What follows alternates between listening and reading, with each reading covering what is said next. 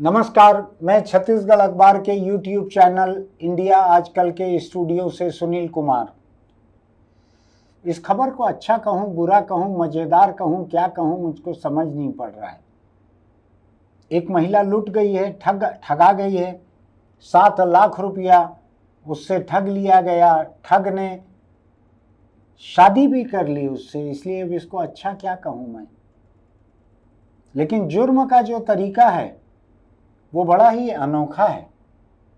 छत्तीसगढ़ की एक महिला, नाम बहुत महत्वपूर्ण नहीं है, उसने एक मैरिज ब्यूरो से संपर्क किया। शादी करनी थी महिला को। हिंदुस्तान की हर महिला इस दबाव में रहती है शादी करने के। दुनिया के कई देश हैं जो, आपको ध्यान है, दुनिया के सबसे खुशहाल देश कौन से माने जाते हैं? स्कैंडिनेवियन कंट्रीज है। यूरोप में नॉर्वे और उसके आसपास के जो देश हैं वो हर पैमाने पे दुनिया में सबसे खुश लोगों के देश माने जाते हैं। लोग खुश हैं, शादियां कम होती है वहाँ पे, बिना शादी बच्चे हो जाते हैं, कोई बुरा नहीं मानते। किसी महिला के साथ उसके बच्चे देख के कोई नहीं पूछते कि इनका पिता क्या करता है। महिला को ये भी नहीं पूछते तुम्हारी शादी हुई है कि नहीं हुई है। मेरी भी कुछ एक दोस्त हैं महिलाएं, वहाँ पे बिना शादी के उनके बच्चे हुए हैं और ये कोई मुद्दा ही नहीं है वहाँ पे शादी होना। लेकिन इधर हिंदुस्तान में बड़ा चलन है, शादी होना ही चाहिए। बिना शादी के कोई बच्चे हो जाएं तो पूरे हिंदुस्तान में एक नीना गुप्ता मुझको दिखती हैं, फिल्म अभिनेत्री, जिन्होंने शायद वेस्ट इंडीज़ के किसी एक क्रिकेटर के साथ अपनी दोस्ती के चलते उससे एक बच्ची पाई थी। अकेली ही महिला याद पड़ती है और महिलाएं याद नहीं पड़ती। तो हिंदुस्तान की लड़कियां जो है भारी दबाव में रहती हैं कि शादी तो करना ही है। और आप देख रहे होंगे कि जितने मामले बलात्कार के दर्ज होते हैं उसमें शायद 3/4 मामले ऐसे रहते हैं कि शादी का वायदा करके देह संबंध बनाए, सेक्स संबंध बनाए और फिर शादी नहीं की तो बलात्कार की रिपोर्ट लिखाई गई। अब तो हाई कोर्ट, सुप्रीम कोर्ट इनको बलात्कार मानने से भी इनकार कर रहे हैं। कह रहे हैं कि अगर सोच समझ के आपने संबंध बनाए थे तो इसको बलात्कार दर्ज नहीं कर सकते। मैं अभी उस पहलू पे ज़्यादा नहीं जाना चाहता हूँ, मैं इस पहलू पे ज़्यादा जाना चाहता हूँ कि लड़कियां और महिलाएं शादी के लिए इतने दबाव में रहती हैं, इतने दबाव में रहती हैं कि एक मैरिज ब्यूरो में अभी 2024 में एक मैरिज ब्यूरो में छत्तीसगढ़ की एक लड़की ने अपना प्रोफाइल दिया और मैरिज ब्यूरो ने उसको कई तरह के प्रोफाइल भेजे लड़कों के।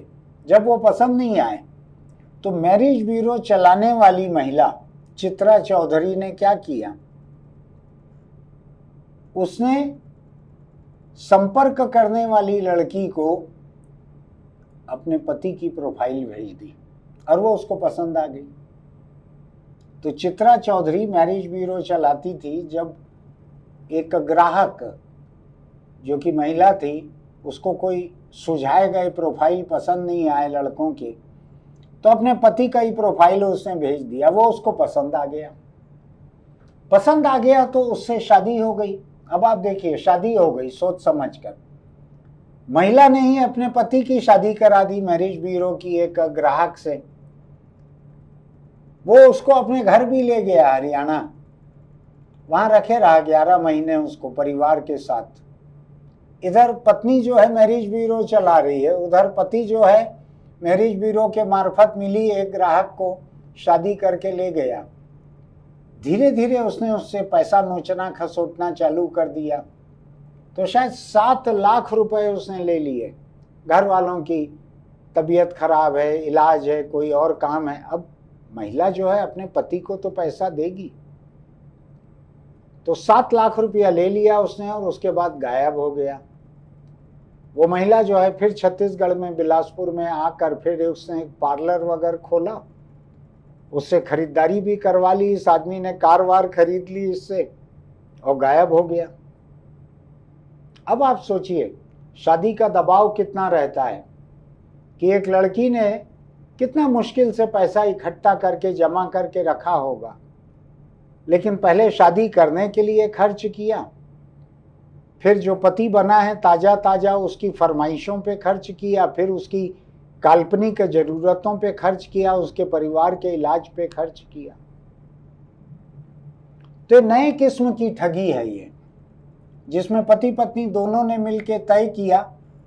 महिला भी बड़े, मुझको लगता है कि एकदम दरिया दिल है ये महिला भी, मैरिज ब्यूरो चलाने वाली। पति से ही शादी करा दी, पति दूसरे महिला के साथ रह रहा है 11 महीने।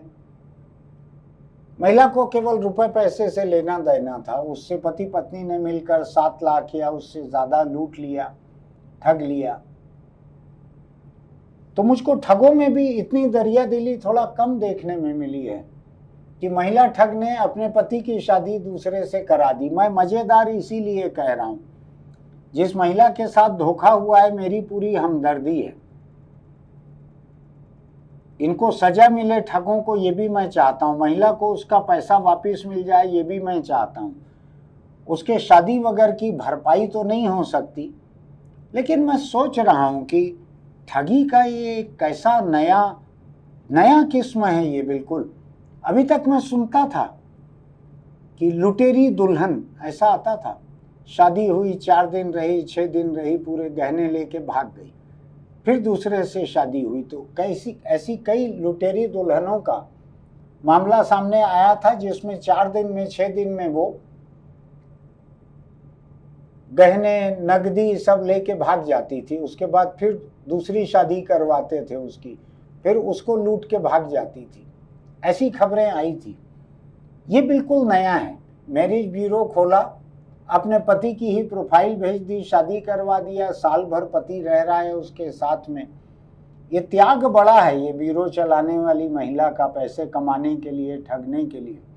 वरना कौन औरत है जो अपने पति को किसी दूसरी महिला के साथ 1 साल रहने देगी। यहाँ तो कोई पति पत्नी एक दूसरे से कहीं सोशल मीडिया पे भी बात करते हैं तो दूसरे को दिक्कत होने लगती है कि तुम ये किससे बात कर रही हो, कौन है तुमको रोज लाइक करता है, ये क्या है, ये क्यों हो रहा है ऐसा। तो अब सावधान रहने की एक और ज़रूरत आ खड़ी हुई है। अगर आप किसी औने पौने मैरिज ब्यूरो के मार्फत अगर कोई ऐसी शादी करते हैं तो वो भी काफ़ी नहीं है जांचना पड़तालना। और औने पौने की बात नहीं है, जो देश के सबसे बड़े मैरिज ब्यूरो हैं उनके मार्फत भी ऐसी ठगी होते रहती है।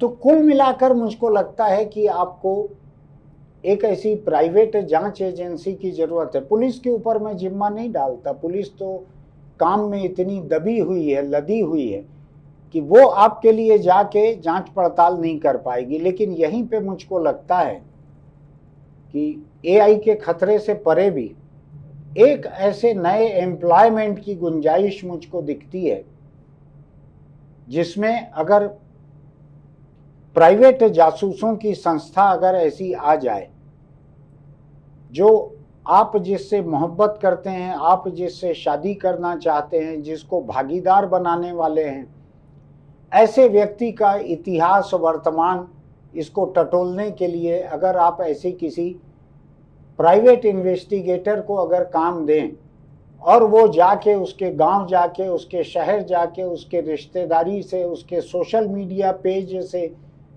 उसके आधार कार्ड से, उसके पुराने मालिक के पास जाकर अगर पता लगाकर आपको बता सकें कि ये सिक्का खरा कितना है और खोटा कितना है, तो ऐसी एक एम्प्लॉयमेंट की मुझको संभावना दिखती है। आप भी सोच के देखिएगा कि आज जितने तरह की धोखाधड़ी जालसाजी हो रही है, उसके चलते हुए उतनी ही संभावना बढ़ रही है ऐसी धोखाधड़ी जालसाजी को पकड़ने की।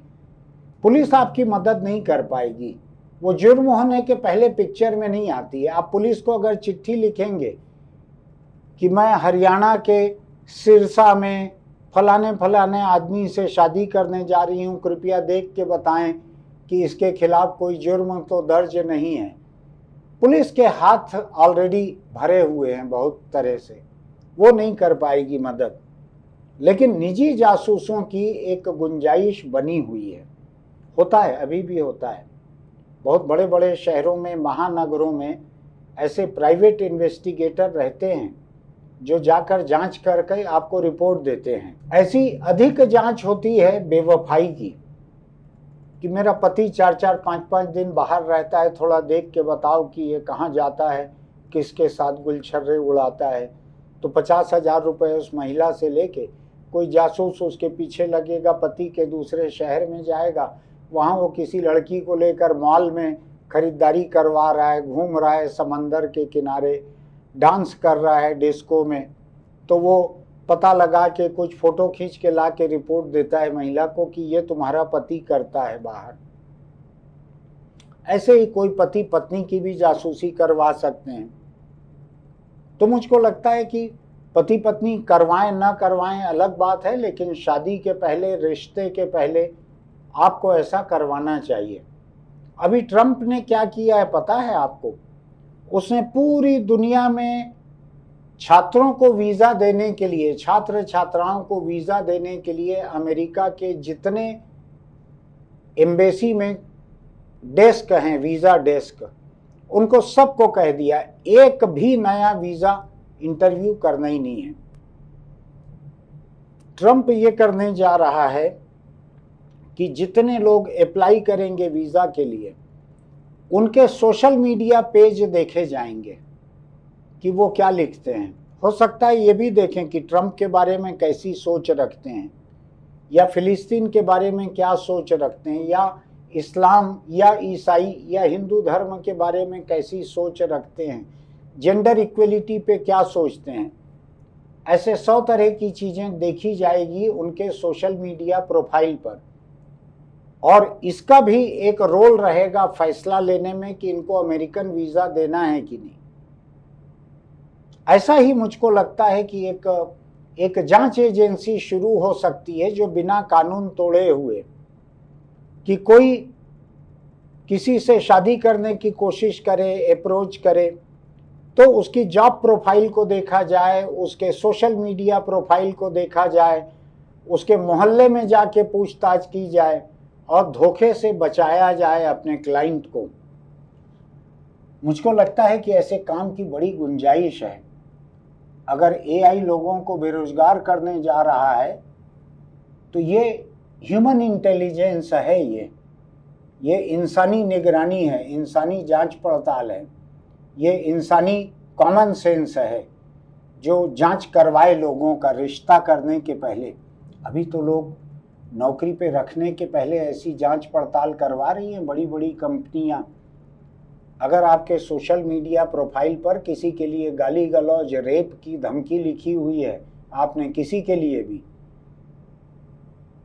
तो आप मान के चलिए कि जहां आप नौकरी के लिए अप्लाई करेंगे, वो लोग वहां तक पहुंच जाएंगे कि आपने रेप की धमकी किसी को दी है क्या। बड़ा मुश्किल नहीं है, आपके नाम के साथ आपके पेज पे जाके रेप, मर्डर, धमकी, कुछ चीज़ों से सर्च करके तुरंत लोग निकाल देंगे कि आपने कितने साल पहले किसको बलात्कार की धमकी दी थी।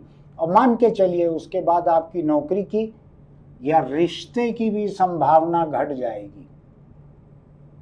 तो इस मैरिज ब्यूरो संचालिका ने जो किया है उससे मुझको ये रास्ता सूझा है, और मुझको लग रहा है कि इससे आपको भी सावधान हो जाने की ज़रूरत है। ना ऐसे मैरिज ब्यूरो के झांसे में आइए, न किसी और तरह के ठगी के झांसे में आइए।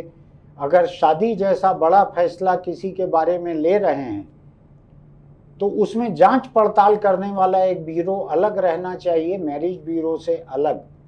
और ऐसा जांच पड़ताल ब्यूरो जो है वो भी धीरे धीरे अपनी साख बना सकता है। सोच के देखिएगा इस बारे में। ब्यूरो जब तक नहीं बनता है तब तक अपने कॉमन सेंस का इस्तेमाल कीजिएगा। दोस्तों को भेजिएगा जरूर ये वीडियो, उनमें से कुछ लोग अगर मुसीबत में फंसने वाले हैं तो बच जाएंगे इससे। आप लिखिएगा कमेंट बॉक्स में आपका क्या सोचना है इस बारे में। हमारे इस YouTube चैनल इंडिया आजकल को सब्सक्राइब कीजिएगा, लाइक कीजिएगा, नोटिफिकेशन की बटन दबाइएगा, दोस्तों को लिंक भेजिएगा। फिर मिलेंगे। चलते चलते एक छोटी सी सलाह, अगर आप दोपहियों पर चलते हैं तो हेलमेट लगा कर रखिए, सिर के ऊपर ढक्कन जैसा मत रखिए, नीचे हेलमेट का बेल्ट भी होता है उसको बांध के रखिए, वरना किसी एक्सीडेंट की नौबत में हेलमेट आपके सिर से ऐसे ही दूर जाके गिरेगा जैसा कोल्ड ड्रिंक की बोतल का ढक्कन खोलने पे वो ढक्कन दूर जाके गिरता है। फिर आपकी जान नहीं बचा पाएगा, उस हेलमेट से किसी का सिर अलग फूट सकता है। हेलमेट के बिना दोपहियों पर मत चलिए। अगर सिर के भीतर आपके दिमाग की कोई कीमत है, उसका कोई महत्व है, तो अगर वो बिल्कुल ही महत्वहीन है तो फिर मैं सलाह नहीं दूंगा कि आप क्या करें क्या ना करें। फिर मिलेंगे।